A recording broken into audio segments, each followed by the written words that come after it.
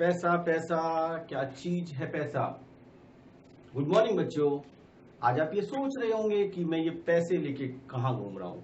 ये पैसे नहीं है, ये नकली हैं, आपके खेलने वाले पैसे हैं, ओरिजिनल नहीं है। बात आज ये थी कि आपकी क्लास में आओ सीखने में हमें आपको पैसे के बारे में बताना था, सिखाना था। आपको जानकारी रखनी चाहिए कि पैसे का सिंबल, पैसे का चिन्ह या पैसे का नहीं, रुपए का चिन्ह, रुपए का चिन्ह हमारा भारतीय मुद्रा में ये होता है। ये भारतीय मुद्रा का रुपए का चिन्ह है। हर देश की मुद्रा अलग अलग होती है, हर देश का रुपया अलग अलग होता है। जब हम किसी दूसरे देश में जाते हैं तो अपने देश की करेंसी रुपया वहां जमा कर देते हैं, उसकी कीमत के अनुसार वहां देश की मुद्रा का हमको भुगतान कर दिया जाता है और हम वहां अपना जो सामान खरीदना चाहते हैं वो खरीद सकते हैं। इंटरचेंज हमारी मुद्रा हो जाती है। हर देश की अपनी पॉलिसी होती है। अब बात आती है रुपया। मैं आपसे कह रहा हूं पैसा और पकड़े हूं रुपया, है ना। तो आप ये जानिए कि 1 रुपया, आपने तो 1 रुपया ही देखा होगा। आपको पापा जब भी कम से कम देते होंगे किसी काम के लिए तो 1 रुपया देते होंगे। पर हमारे समय में तो पता है आपको 10 पैसे मिलते थे। 10 पैसे तो आपने देखे ही नहीं होंगे। अभी मैं आपको 1 पैसे से लेके 1 पैसे का सिक्का, 2 पैसे, 3 पैसे, 5 पैसे, 10 पैसे, 20 पैसे और ये 25 पैसे, 50 पैसे के सिक्के दिखाऊंगा। आइए देखते हैं। पहले सिक्के बताता हूं। अपने देश में जो पहले सिक्के चलते थे, यानी कि पैसे चलते थे, जो आज चलन में नहीं है, वर्तमान समय में चलन में नहीं है, उनको मैं आपको भौतिक तौर से, प्रत्यक्ष तौर से आपको दिखाता हूं। देखिए बच्चों, ये है हमारा 1 पैसा। देखिए गौर से देखिए, इस पे लिखा है रुपए का 100वां भाग। उसके बाद देखिए ये आया हमारा 2 पैसे। इस पे लिखा है देखिए आपको रुपए का 50वां भाग। उसके बाद ये 3 पैसे, ये चलते थे 5 पैसे। उसके बाद देखिए 10 के कई सिक्के चलते थे। ये पीतल वाले सिक्के तो हमने नहीं चलाए हैं, ये सिल्वर वाले सिक्के। और उसके बाद ये स्टील वाले सिक्के चलना शुरू हुए थे। इन सिक्कों में हमने खूब कंपट खाए हैं बचपन में। और ये देखिए 20 पैसे, ये पीतल के और ये सिल्वर के। अब ये देखिए बेटा, ये हैं 25 पैसे, रुपए का 1/4 भाग, 25 पैसे। इसको हम गांव की भाषा में इसे कहते थे चवन्नी। और ये देखिए अब आया हमारा 50 पैसे। ये ऐसे होता था 50 पैसा। इसे हम गांव में बोलते थे, अक्सर बोलते थे अठन्नी। और ये 1 रुपए के सिक्के, इसमें बहुत से सिक्के वर्तमान में नहीं बन रहे हैं किंतु चलन में हैं। बाकी इससे ऊपर के जो आपको सिक्के दिखाए गए हैं वो वर्तमान में चलन में नहीं हैं। मैंने भी अपने बचपन में 10 पैसे से सिक्का चलाना शुरू किया था। 10 पैसे हमें मिलते थे और उससे पहले के सिक्के मैंने नहीं देखे थे। और ये देखिए बच्चों, ये अंग्रेजों के शासनकाल के कुछ सिक्के मेरे पास हैं, वह भी मैं आपको दिखा रहा हूँ। ये देखिए, ये 1 रुपया है। इतने घिस चुके हैं कि अच्छे से नहीं दिखा सकते।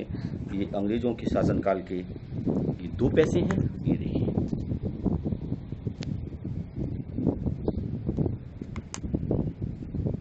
ये थे हमारे सिक्के, जो कि अब 1 रुपए को छोड़ के बाकी सब कोई भी वर्तमान। तो आपने देखा, जाना कि सिक्के भारतीय मुद्रा के कैसे कैसे चलते थे। अच्छा, आप ये सोच रहे होंगे कि मुझे क्या मतलब, अब तो चलते नहीं है या मेरे किसी काम के नहीं है। तो हमें जानकारी रखना ये बहुत जरूरी है कि 1 रुपए में, कितने में, 1 रुपए में बराबर, 1 रुपए बराबर होता है 100 पैसे। अब आप ये भी सोच रहे होंगे कि 100 पैसे होते हैं, ठीक है सर, पर चलते तो नहीं है। आपकी बात भी सही है, नहीं चलते। किंतु कहीं आप जाते हैं, मेडिकल स्टोर पे जाते हैं, क्या कभी कुछ सामान खरीदते हैं तो उन पर अंकित रहता है। कोई दवाई लीजिए तो उस पे एक, मेरे पास इस समय दवाई है, मैं आपको दवाइयों को दिखा रहा हूं कि जिन पर की दशमलव करके कुछ रेट मतलब RS लिखकर लिखा हुआ है, उनको आप देखिए। ये दवाई है और दवाई में इसका MRP लिखी हुई है, आप देख सकते हैं 31.87। तो हम इसको पढ़ेंगे 31 रुपये 87 पैसे। दूसरी देखिए, दूसरी दवाई के पत्ते में देखिए मुद्रा, भारतीय मुद्रा का चिन्ह बना हुआ है MRP करने के बाद में, और यहाँ पे लिखा हुआ है 130.11 मतलब 130 रुपये 11 पैसे। ये देखिए आगे दवाई दे रखी है आपको। अब इसमें लिखा हुआ है RS 30.24, इसका मतलब ये है 30 रुपये 24 पैसे। तो आपने देखा दवाइयों पर किस तरह दाम लिखे हुए होते हैं। देखिए ये मैंने लिखी हुई है आपके सामने 30 रुपये 24 पैसे। इसको क्या पढ़ेंगे हम, 30 रुपये 24 पैसे। इसको आप ये बिल्कुल नहीं पढ़ सकते कि 30.24। 30.24 है तो क्या है, इसमें दशमलव क्यों लगा। दशमलव इसलिए लगा कि दशमलव के बाद वाली जो संख्या है वो हमें पैसे बता रही है, वो किसी भी प्रोडक्ट में ये बता रही है। जैसे ये हमारे पास दवाई है, ये 30 रुपये 24 पैसे का पूरा पत्ता आ रहा था, तो हमने उसमें 30 रुपए आगे लिखे, फिर उसके बाद में दशमलव लगा हुआ है और वो 24 लिखा हुआ, उससे पहले आपका लिखा हुआ है RS करके।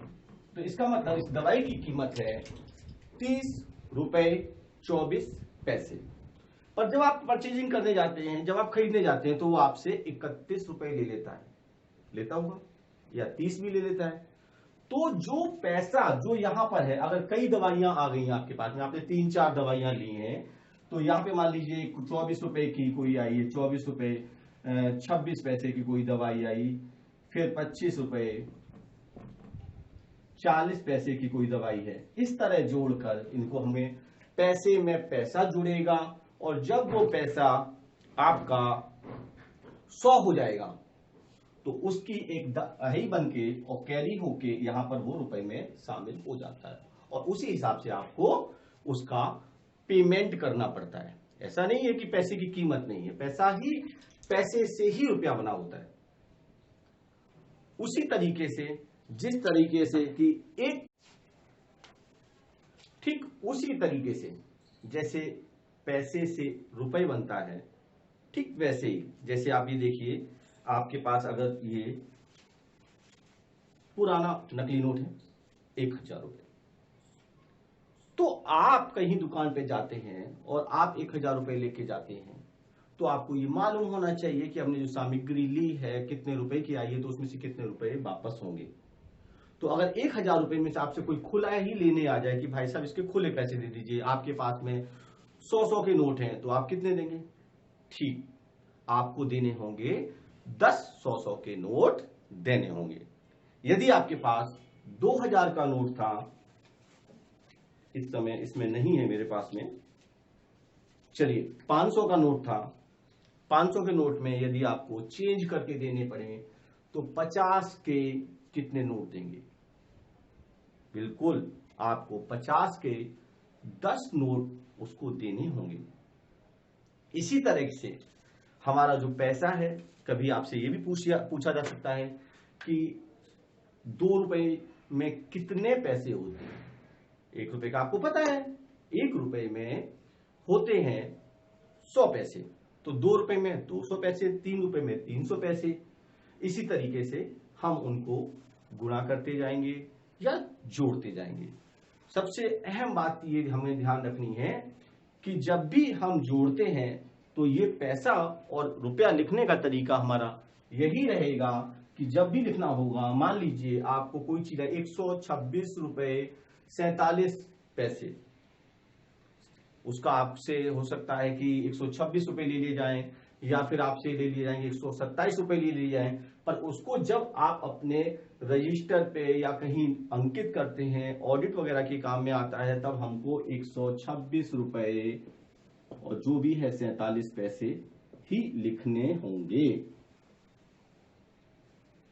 तो ये जान लीजिए दशमलव के बाद जो लिखा हुआ होता है, जो अंक लिखे होते हैं, वो हमारे पैसा होता है। और दशमलव के इस तरफ जो लिखे हुए हैं, ये देखिए, ये हमारे 30 रुपए 24 पैसे, 24 रुपए 26 पैसे, 25 रुपए 40 पैसे, यहां पर 126 रुपए 47 पैसे। हमको अगर कहीं पढ़ना होगा तो बाकायदा इसी तरह पढ़ेंगे कि इतने रुपए इतने पैसे, पर कहीं ये नहीं लिखा होगा कि इतने रुपए इतने पैसे। सिर्फ आगे लिखा होगा, आरएस करके लिखा हो सकता है, या फिर आपने ले लिखा 47.24 और उसके बाद में इस तरह का करके ये चिन्ह बना होगा।